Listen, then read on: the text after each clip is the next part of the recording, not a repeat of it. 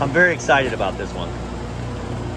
I'm excited about this one because this is giving me an option to do some creative problem solving, which is what I feel like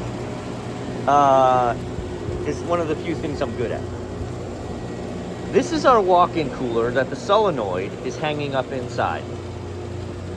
And I have the solenoid valve, so I could recover this charge, put in a solenoid, change the dryer, change the side glass, pull a vacuum, pressure testing, right? Pull a vacuum, recharge the unit, fire up the unit, right? I'll be here forever.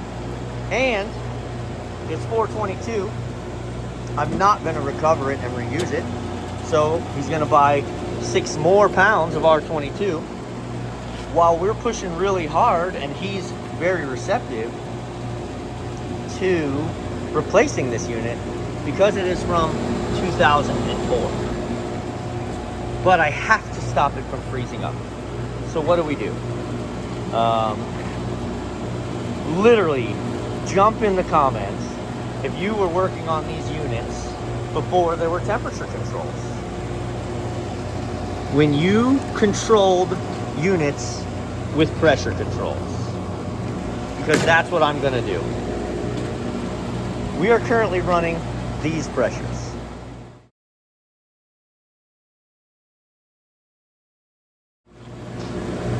So, why haven't we pumped down yet? I haven't punched this in to see, but our thermostat is off inside, right? Our thermostat is off, our solenoid is de-energized, and our valve tried to close, but it's stuck right here. So we pumped down to 15, which didn't get us to 10 to disable the upstairs unit. So if I put an adjustable pressure control here, and we do some math, and say, okay, listen, 422B should be running at 50 PSI. So when it starts to pump down, if I have it pump down and shut off at 30 PSI, and I'm just pulling numbers out, we'll pull up a chart and we'll talk about it. But if I set it to cut out at 30 PSI, when the solenoid mostly closes but sticks, and we're running 27 PSI, it's still gonna shut down. When it shuts down, my pressures are gonna equalize. My high pressure is gonna bleed through. We're gonna continue cooling until my pressures on my low side get high enough. And that's where I need to look at. I wanna shoot from the hip and say it's probably 55 PSI, something like that, that we can set the box to kick back in when the suction line temperature is above 40 or at 40. So right now our coil's frozen. We're gonna bleed through. I have to watch what my low pressure does when that happens, right? Which I'm just gonna hit the power switch right now. We're gonna watch what it does.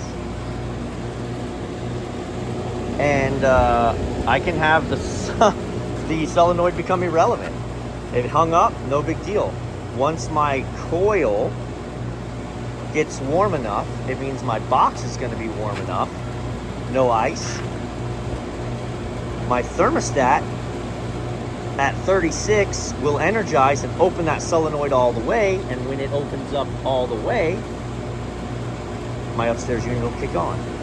In theory, I've talked to some wise people who seem to think this will work, and who are like, yeah, that's how we used to maintain temperatures.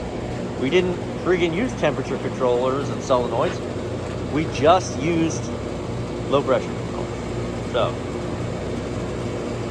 let's give it a go. I'm gonna go downstairs and check the situation. I have been on the phone with a new friend. Again, another new friend I met on YouTube.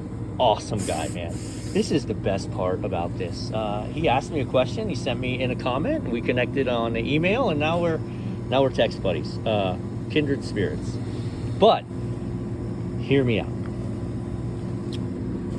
I think our solenoid is still hung up downstairs.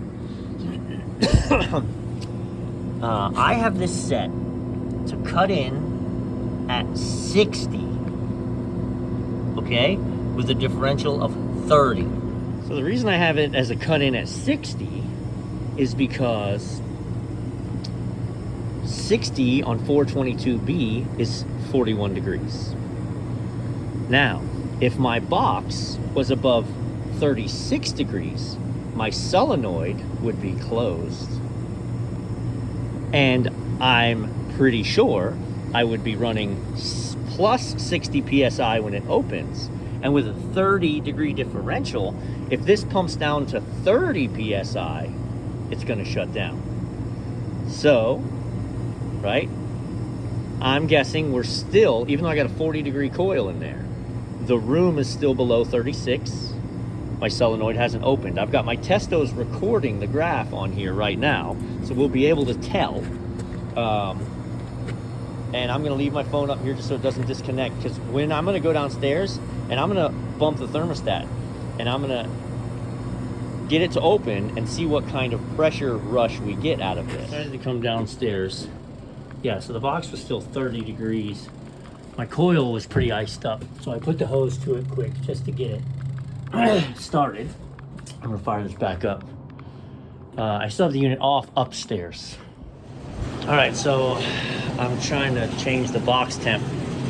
So what we're creating is a both and situation instead of an either or. Okay, we're about 38, so we're getting close. I can watch all my Testos on the phone. So what we're creating is a both and, right? I put in a pressure control that's only going to allow the condensing unit to run if the temperature of the coil is above 22 degrees, and then it's going to kick back on if the temperature of the coil reaches above 40 degrees. And the box temp is greater than 37. So my thermostat's set for 37. So, we're about to kick on temperature. Question is the coil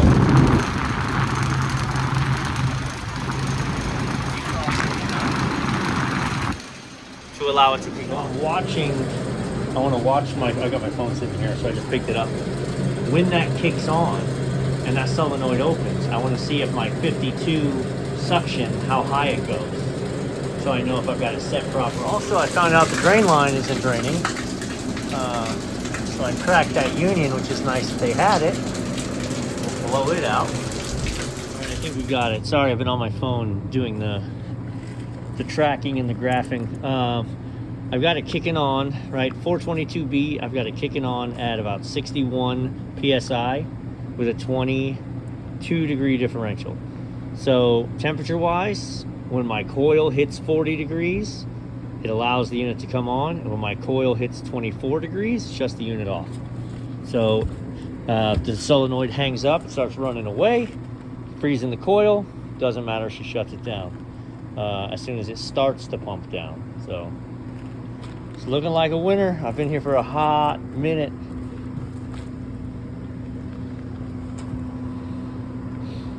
It's Friday. I'm just trying to not have to run out here this weekend for another failed thermostat, frozen coil.